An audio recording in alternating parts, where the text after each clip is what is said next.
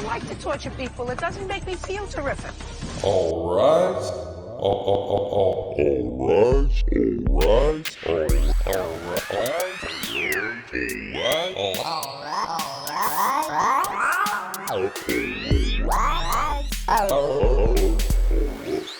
For Judging Judy. All right. Hello out there. This is the Judging Judy podcast. Thank you so much for joining us. But you know, I've heard the feedback. Get to it. Cut the jabber. Cut the preamble. Get right down to cases. I didn't just hear you. I'm listening to you. Now for the preamble. Each week we explore an episode of Judge Judy to determine if Judy was innocent or guilty. I'm just as interested in Judy's behavior as I am in the cases she heard. Did she do her job? Did she deliver justice? That will determine my verdict on Judy for the week. Oh, and there's a game of hangman in there too, and a completely unfair, out-of-context quote too. It's all fun and games, I think. I try. Our podcast today originally aired September 28th, 2005. What are the chances? Today is 16 days before the 20th anniversary of the original broadcast. I mean, when I'm recording it, it's 16 days before the 20th anniversary, but I don't know how close or how far away it'll be by the time you listen to it. How could I possibly know that? That's unreasonable. Stop being unreasonable. I'm going home. Let's check in with Professor Wikipedia to see what was going on 8/28/05. Oh boy, it looks pretty drab. The Pentagon announces it will investigate allegations that U.S. soldiers posted photographs of dead Iraqis on a website so as to get access to free internet porn. An 82-year-old British man was manhandled out of Labour Party conference for loudly protesting that Jack Straw was lying about Britain's war involvement with the conflict in Iraq. Israeli-Palestinian conflict. Israeli airstrikes on Palestinian areas continue. IDF planes and artillery strike Gaza, knocking out power to parts of the city, destroy a bridge in Beit Hanun, fire missiles at a Fatah youth center, an office and a refugee camp in the central Gaza Strip. Israeli troops later raided offices of Hamas and Islamic Jihad in the West Bank. Why doesn't Wikipedia have news about, fun things that Cookie Monster said that day? It's always this person died, or this genocide happened, or this evil was aided and abetted. Bad job today, Professor Wikipedia. I guess that's what you get for trusting a professor of phrenology. Now for a quick roundup on how Wall Street did that day 20 years ago. It looks like Apple closed at $1.53 after opening at $1.59. AT&T climbed 13 cents to wind up at $18.05. ExxonMobil closed 47 cents down at $61.73. Darden Foods closed 80 cents lower, bad news for never-ending pasta bowl fans, whereas corn futures, the prices for those were up a quarter, ending the day at $203.25. That was our Wall Street review. I hope you sold low, bought early, and voted often. Huzzah! Oh, and remember that nothing I say should be construed as investment advice. Consult a professional financial advisor for qualified guidance on investment strategies for stocks from 20 years ago. Finally, we've got the box office for September 28th, 2005. Our top 3 movies that day were Flight Plan, Corpse Bride, and Just Like Heaven. Guess which of those 3 I've never heard of? Here's a hint. It apparently stars Reese Witherspoon and Mark Ruffalo, and is about, quote, a lonely architect who finds an amazing apartment only to discover it's haunted by the spirit of the previous tenant, an overachieving doctor. Hey, have you ever heard that joke about Reese Witherspoon? She stabbed her eye out. Reviews for Just Like Heaven were just ever so slightly on the positive side, with it clocking in at 54% in Rotten Tomatoes. I'd like, however, to pull a specific review and a specific quote from Robert Roten from the Laramie Movie Scope. Again, quote, like a romantic comedy, Chinese dinner. You watch it, and an hour later you are hungry again for a romantic comedy. Can someone tell me what Robert is talking about? Is this a thing? Is Chinese food supposed to leave you hungry afterward? Is he confusing Chinese food with celery? Has he been ordering celery rangoon at his local place for years, only to find himself hungry each time afterward? Robert Roten, I know you're listening. Email me. Come on the show. Explain yourself. All right, that's enough. Let's get to the case. What's your landlord doing while you're away? My landlord? Huh. You know, I don't know. Veronica, what are you doing while I'm away? I'll see if I can find out what Veronica's been doing. In the meantime, let's get on with the cold open. Your conduct gave her the willies. Gee willikers, the willies? What are we gonna do, Scoob? Sneaking and snooping and violating people's privacy? I would have gotten away with it if not for that pesky TV judge. This cold open definitely has some 1960s Hanna-Barbera cartoon vibes, and if sneaking around his tenant's room doesn't work out for a plaintiff, he could always play Yogi Bear in a live-action reimagination. If you rent from him, he might just steal your picnic basket. Bad Yogi Bear impressions, are they still funny in 2025, or were they never really funny at all, regardless of when? Okay, whatever. No more impressions, but be prepared because I've got a whole lot of Hanna-Barbera references coming up. The season 10 intro is looking a lot like the season 11 intro, which, look, season 11 intro, it was definitely an improvement over that empty Yoplait yogurt of an intro we had from season 25. But at the same time, I was hoping, this might be selfish, but I was hoping for something new. Something big and bright and exciting, like Judy doing a backflip or riding a motorcycle through a window of a burning house. Or Judy, God, I'd settle for an intro with Judy just making some waffles or something. But no, it's the same thing we got in season 11. The people are real, the cases are real, the intro is blah, blah, blah, blah, blah. 21-year-old librarian Hiroshi Noma. Hey, tell me, have you ever heard this joke? Why did the librarian sue his tenant? For past due rent and damages to his home. What are the odds that Judy makes some snide remark about Hiroshi, about him being a librarian? Maybe she'll say something like, so you put books on a shelf for a living, you call that a job? Get a real job. Or maybe she'll say something like, just because you have a librarian, you want me to throw the book at the defendant? Is that it? A little bit of a postscript here. She didn't say either of those. Hiroshi, our aforementioned landlord, is suing his ex-tenant Deborah Drake for the last month's rent for the room she had in his house, plus extra for damage she did to the room. Deborah says she doesn't owe Hiroshi a dime because... Your conduct gave her the willies. Oh, also... And you're a bit of a control freak. Ouch. Giving people the willies and being a control freak. Is this an episode of Judge Judy or my last performance review before I got fired from my job at Burger King? You can have it your way, but only if your way is my way, and my way is extra pickles every time, damn it. Deborah also says that she left the room just as she found it, which is not to say that she left it clean. A mess when she found it, that's the way she left it. How do you think Hiroshi went back to work after this aired? I can't think it was easy jumping back into book club at the library after everyone learned he was a sneaky, messy willy giver. Oh no, Hiroshi, it's okay. You know what gave me the willies? This week's book, No Country for Old Men by Cormac McCarthy. And that Anton Churga, he was more of a mess than you ever could be. You going to shoot me? Deborah learned of Hiroshi's room/disgusting pigsty through a mutual friend, perhaps Huckleberry Hound or Quick Draw McGraw, and had rented the room for a few months. Now, we don't know where this place was. We don't know how many square feet it was. We don't know the neighborhood or, walkability, but work with me. What do you think? Guess how much you think a filthy dung heap of a room cost in 2005? $550. Oh boy. Hiroshi confirms that Deborah had been up to date for the first few months of rent, except... But she still owes me for a bounce check, which is another case. Don't tell me about another case. This is what every doctor wishes they could say to their patient when they come in because they've got a cold.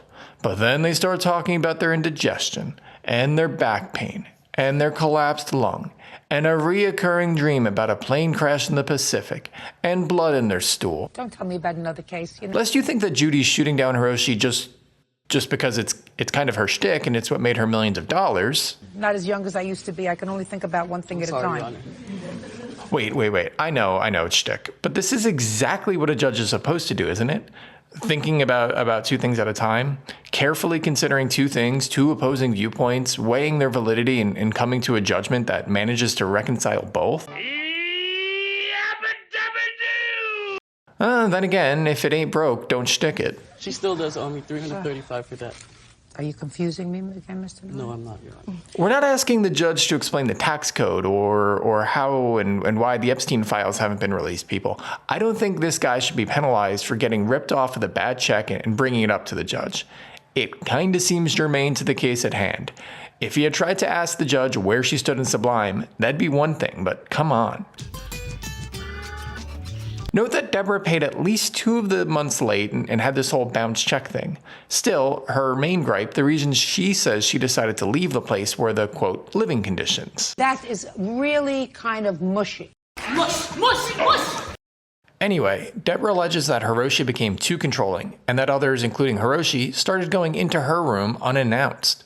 One particular incident involved Hiroshi humiliating Deborah after finding a certain something in her room. Hint, it wasn't a book by Ayn Rand, or however you say her name, though that would have been pretty embarrassing. He found a bong. Wow, huh? I have no idea which way Judy's going to go with this one. And I'm not cheating. I'm taking these notes live as I'm watching, just trying to predict how Judy's going to react here and trying to get myself in the mindset. It's 2005, so weed isn't as ubiquitous as it is today. I mean, you can go to Dunkin' Donuts and get munchkins in 3 flavors, chocolate, jelly-filled, and ganja. But it's also not 1983 either, kind of the war on drugs, Nancy Reagan era, so that would kind of be the harshest reaction. It's not then, it's 2005. At the same time, Judy is very much of that era. Will she drop some kind of anti-drug gavel on poor Deborah's head? Hasn't Deborah been through enough? Have I brought up her braces or have I not brought up her braces? A bong. What is that? What is that? What is that? What is that? What is that? Hold it, hold it, hold it, hold it! Here I thought the very mention of a bong might bring hellfire and brimstone down upon Deborah's head, glaring orthodontics included. But Judy doesn't even know what a bong is. She graduated from college in 1963 and she doesn't know what a bong is. She was a real judge in New York City family courts for 14 years and she doesn't know what a bong is. What could she possibly think Deborah is talking about? A new game for the original Nintendo, Donkey Bong? Thankfully, Deborah provides a very, very helpful, very clear, very DARE-approved explanation for what a bong is. Smoking tool to use if you were to smoke drugs. You know what I think? I think Judy should keep this line of questioning going. Drugs? What's drugs? Smoke? What do you mean smoke? Rest assured, though, this isn't Deborah's smoking tool if you want to smoke drugs. Nope, it's not hers. In one of my friends' possessions. So we're to believe that one of her friends, unbeknownst to Deborah, snuck into her room in the middle of the night with the sole purpose of hiding her smoking tool if you want to smoke drugs? Wait. I'm on to you, Deborah. This is from episode 218 of Saved by the Bell. Yeah. Except instead of you, it's Lisa Turtle. And instead of a bong, it's hypodermic needles. And instead of winding up on Judge Judy, everybody winds up at the science fair, which Screech wins by proving that the substance Lisa injected, it wasn't even heroin. It was Arm & Hammer foot powder. Deborah, you sly dog. I figured you out. Drug paraphernalia in your room. Correct. That's what we used to call drug paraphernalia. Now they call it something else. Yeah, man. That's Judy explaining the concept of a bong to Bailiff Byrd. And that's Bailiff Byrd while simultaneously hiding his hash pipe, pretending that he too is entirely unfamiliar with the concept. Hiroshi gives a perfectly reasonable explanation for how he wound up in Deborah's room in the first place. Because, Your Honor, I was looking for something. I was looking for something that she told me to look for. After another 7 to 8 minutes of accidental beatboxing, Hiroshi finally reveals that he was in Deborah's room, but not just snooping around. Not to find any drug tools her friends might have left there either. He says he was there, with Deborah's knowledge, to find the rental contract the two had signed. Wait, Hiroshi, there was a rental contract? If there was a rental contract, it should all be a no-brainer. Why are we only learning about this now? You'd think it might have been brought up a little earlier, sometime before Braceface had to explain the chemical properties of THC to Judge I've never heard of anything harder than tab soda Judy. A rental contract in a dispute about rent is pretty important. Mr. Noma. Yes, sir. Yes, ma'am. I'm sorry. Judy actually lets this tiny faux pas slip past. You can't double talk me, Mr. Noma. That's because she's not happy that Hiroshi says that Deborah told him to go into the room when she says she didn't. She's not happy that he seems to be making up on the spot things like this rental contract. But she's actually dangling a chance at redemption in front of Hiroshi's desperate, pleading eyes. You have to be very careful, Mr. Noma. You may have a just cause today. If you fudge the truth, you're not going to be successful. She's right. I kind of feel like Hiroshi got bad advice going into this whole thing. You know what he needs? A lawyer. He needs a lawyer. When people have legal issues, when people aren't getting paid rent money, they need a lawyer because the law is intentionally confusing and convoluted. But instead, they wind up on TV where they make up mealy-mouthed lies and misgendered judges. And then again, if we didn't have TV judges, we wouldn't have TV judge podcasts, and then we wouldn't have TV judge podcasters, and then, well, now I'm feeling existential like good old George Bailey. One of us is going to jail. Well, it's not going to be me. After Hiroshi admits to snooping and apologizes to Judge Judy for lying, she tells a little white lie of her own. I don't like to torture people. It doesn't make me feel terrific. Hiroshi says that he did not confront or humiliate Deborah in public, that the confrontation happened in the bedroom, not the living room where his friends were. This all seems well and good to Judge Judy, but it does beg the question. If Deborah felt that owning or discovering a bong in her room was humiliating, why did she go on national TV to talk about it? And why did she bring it up? If she was embarrassed by Hiroshi purportedly bringing it up in front of 7 people in his apartment, how must she have felt when she brought it up in front of 2 million people? Judge Judy was on in every podiatrist's office in America. Now everyone with ingrown toenails from Ithaca to Temecula knows you smoke pot, Deborah. Isn't that a little more humiliating? All right, back to the case at hand. Hiroshi and Deborah agree that she gave 30 days notice at the end of February on account of her feeling like her privacy had been violated. And you felt that he had violated the terms of your tenancy by going into your room without your permission. Correct. I agree. Judy, come on. We've still got like 8 or 9 minutes in this part of the episode in case 1. I hope you've got some fireworks hidden somewhere. I still have yet to move my furniture. Now that's what I call an existential crisis. If you haven't moved out your stuff, you haven't really moved out, Deborah. Then you owe him for March rent. Well, this'll be a cinch. But it's not that simple. And he said he would not let me get my stuff until I paid the rent. Just the classic Rent 22. You're not done renting the place out until your stuff is out, but you're not allowed to get your stuff out. Hiroshi is either an evil genius or a very, very bad landlord. I'm on the fence as to which one it is. He had asked me if one of his friends could sleep on my bed and use my furniture while it was still there, and I agreed to that. Evil genius. He is an evil genius. This case, by the way, is all over the place. Haven't these two ever heard of a 3-part narrative structure? So you owe him $550. Whoa, Hiroshi with a comeback victory, and I'm shocked. She was really hammering poor Hiroshi. To be honest, though, I think he deserved more than just $550. Oh, okay, wait, we're not done. Let's get to the condition of the room. Hiroshi alleges that Deborah put posters on the walls and put a hole in the door. He provides Judge Judy pictures of the damage and the contract they signed stating that she would cover the damages. We see shots of the charming 7th grade styled handwritten note. I'm pretty sure if you flip that contract over, you'd see that it had been written on the back of a piece of geography homework, and it was trying to tell you the difference between plateaus and mesas. Plateau? Platuxes? Who wrote this? I did. You're not going to law school, are you? No, ma'am, but I was planning to. I don't think so. What a completely, wildly unnecessary burn. Remember Judy from like 2 minutes ago? I don't like to torture people. It doesn't make me feel terrific. Now who's fudging the truth? And I want to be fair to Hiroshi here. If you'd already been to law school and passed the bar and blah, blah, blah, then this contract would be bad. But don't you kind of go to law school to learn about these boring, stupid things? Maybe Judge Judy, maybe she should go to nice school so she can learn how to be nice. That's right, nice school. You're doing too much, do less. The photos of the damage are pretty low res. Thankfully, Judy narrates. Got a cigarette burn, got some schmutz on the carpet. Isn't that what got Bill Clinton in trouble, or was it cavorting with known pedophile Epstein? I can't remember. Anyway, Judy adds another $315 to Deborah's bill to account for the door, upping the total owed to $865 for her. Calling my parents for my bag, calling my job, snooping through my things. All of this sucks, by the way. If true, none of it sounds fun. But you still have to pay your rent, and you can't schmitz on the carpet.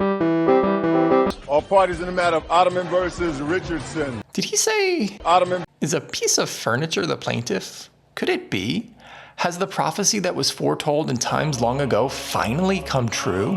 Have our Ottomans become sentient and litigious? Darn no. It's just a college student named Joe, and he's looking hungover. Somewhere between too many Bud Lights hungover and too much rubbing alcohol hungover. He's alleging that the defendant, Timothy, assaulted him outside a bar. So far, based purely on appearances, I could believe that somebody beat Joe up outside of a bar, and I could also believe that Timothy has punched people in the face. Whether my impressions reflect reality, we'll have to see. Notably, Timothy doesn't say he didn't beat up Joe, only that a drunken Joe, which by the way is a little bit redundant, and one of his female friends started the fight, and that he, Timothy, finished it. The bar I saw these guys in earlier was called the Mystique. Note here that I didn't do a single thing to alter Joe's voice. That's really what he sounds like. I'm not good enough at sound engineering or whatever to make a human voice sound so incredibly boring. Though Joe saw Timothy at Mystique, he later also hit up a bar called Zedecco's, because I can only assume here that he couldn't afford the cover charges at Kaleidoscope, Calypso, or Sudoku. Joe and two lady friends spent a total of about 4 hours between the two bars, lasting until closing time at Zedecco's. According to Joe, it was on the way back from this bar to one of the girls' apartments that one of them noticed Timothy's group. I'm on my phone, I'm not paying attention. Ahoy, hoy!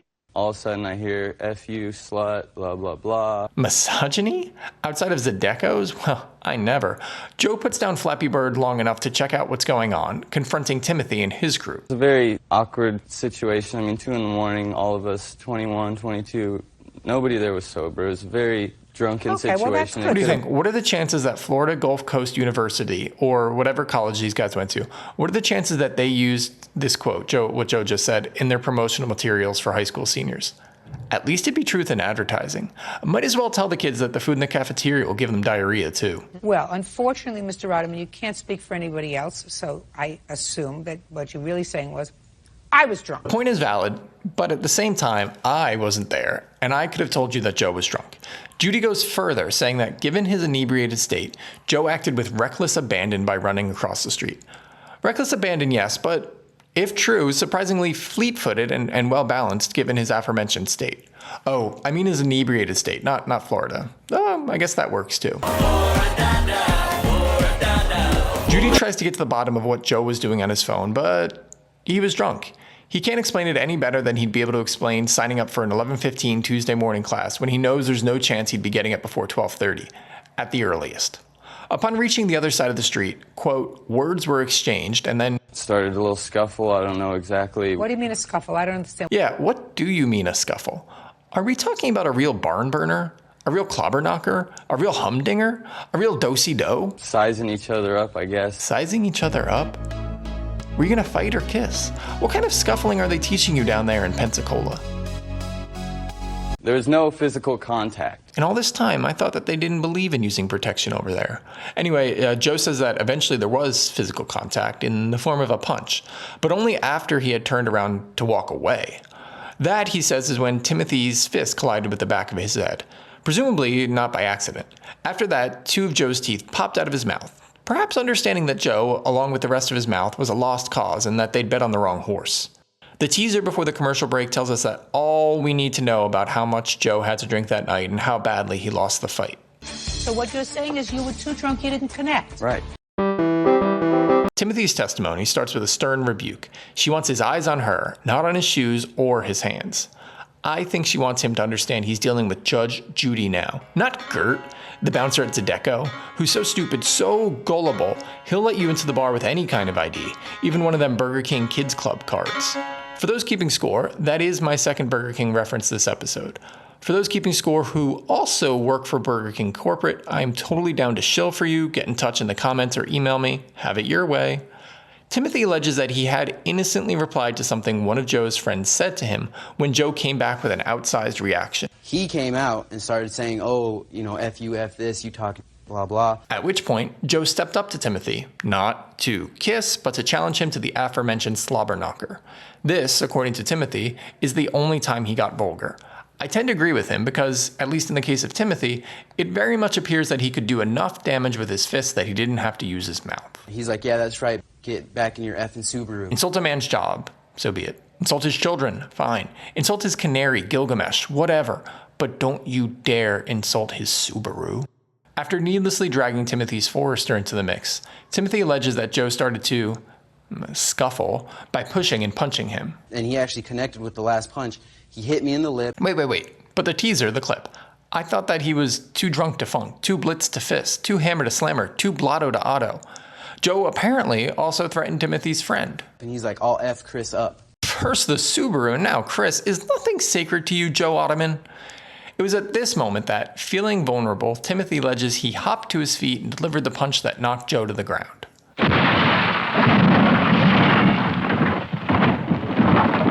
From here, a friend of Joe's entered the fray, and I'm just wondering how Joe wound up with all these friends. Was he someone's dealer? Were his parents rich? Is he like the Nepo baby of Fort Myers No. 3 jet ski repairman? At this point, sensing that he'd knocked out all of Joe's teeth that he would for that evening at least, Timothy left the scene. We have only one witness to the whole affair who has no skin in the game. She lived in the apartment in front of which the fight happened.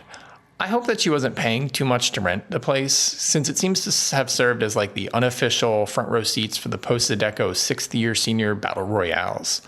The witness in a printed police report that Judy reads off of says that there was lots of cursing on both sides, that she doesn't know how the fight started, but that 3 to 4 punches were thrown by each guy. The fella in the white pants hit another fella in the neck or head, and Joe fell face first into the street. I came outside to help. There are 2 explanations for how the witness knows Joe's name.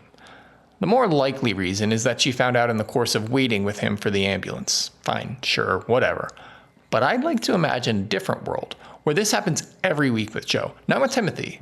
Every week there's a different Timothy. But without fail, every Saturday night, Joe goes out to Mystique, he goes out to Zydeco, and he loses a fight in front of poor Emily's house. I'd like to think that's how she knows his name. Emily says she saw lots of fighting before you got hit, sir. Thereby negating Joe's singular claim, other than that award that he won in high school for most likely to go on Judge Judy for suing over a fight you lost. It was drunken fighting. Now you gotta understand. The emphasis here is masterful. It's poetic.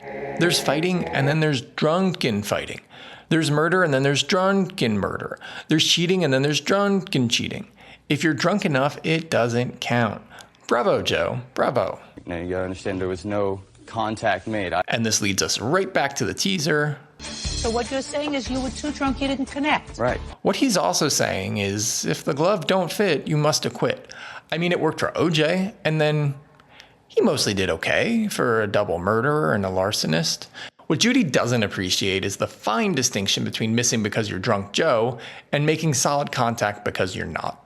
Joe seems legitimately upset that Judy can't see the injustice behind hitting a man in the back of the head when he was walking away, when he was trying to call it a night. You know what happens sometimes? What?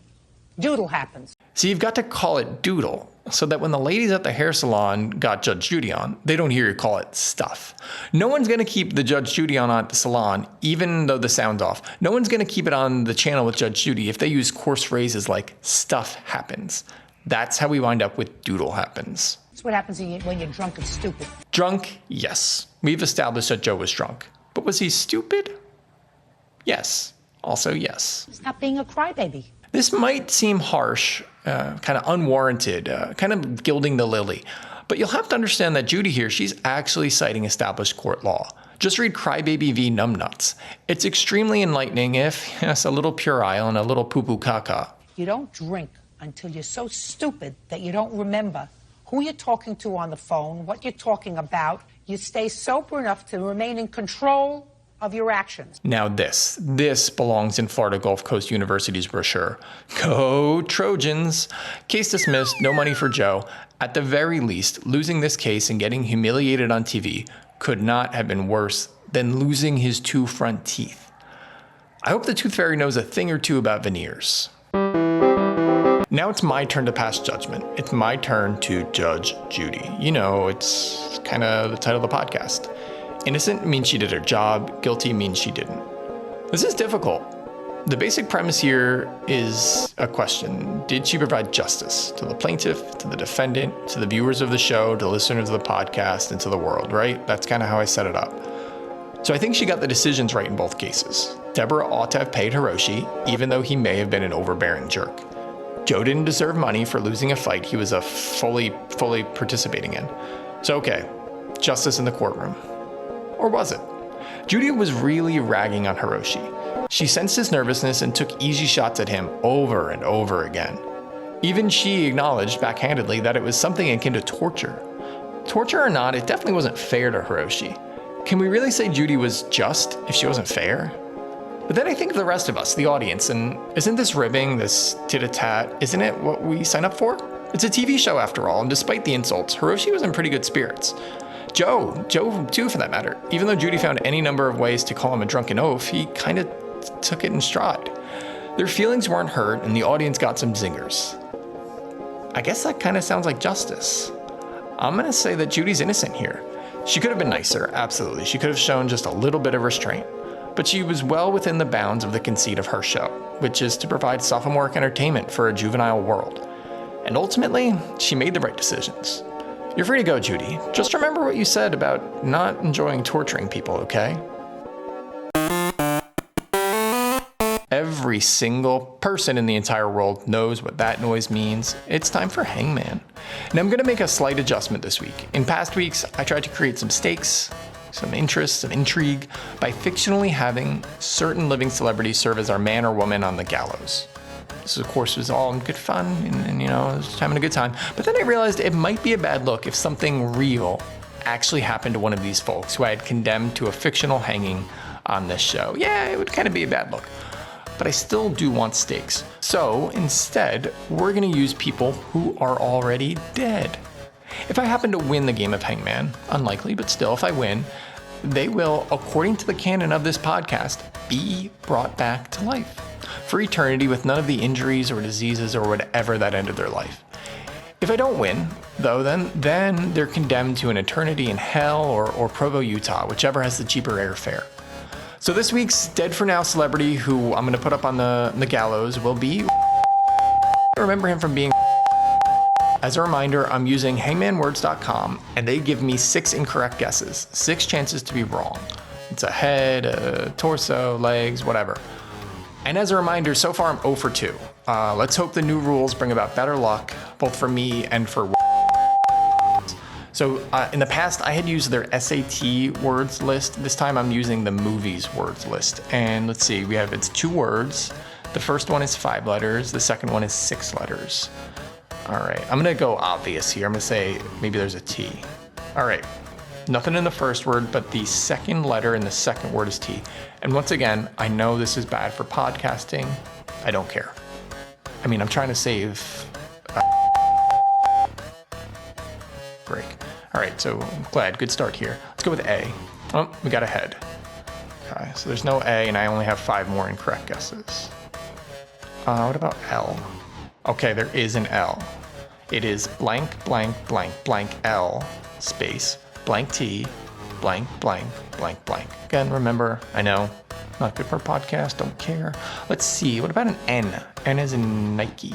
Nope, no N, no Nike. And now we're his little stick figure here. He has a torso. All right. All right, let's go with E. Oh, E was a jackpot. The second letter is E, so we have blank E, blank, blank L. And then in the second word, we have blank T, blank E, E, blank.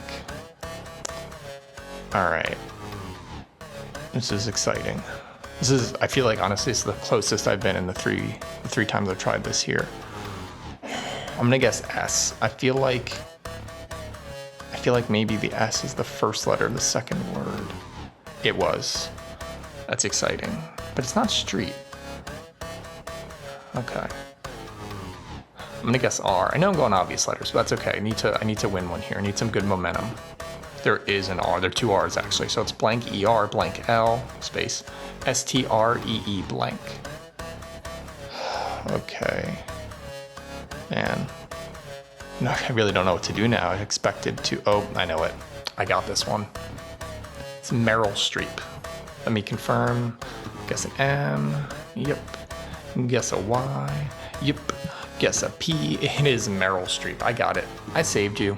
I saved forever. I hope you're okay with that. Hope you weren't enjoying the rest that comes with that. Huh. I guess this could kind of backfire, this idea. But I won. Thank you, Meryl Streep, and you're welcome.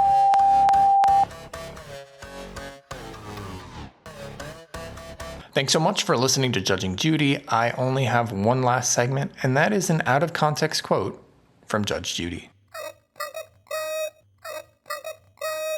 Life has certain rhythm, unless you have a mental illness. Thanks again. Like, subscribe, share, fornicate, listen to my other podcast, Sincerely Sydney. It's about a failed newspaper advice columnist. It's 10 episodes, and I did all the everything for it, for better or for worse.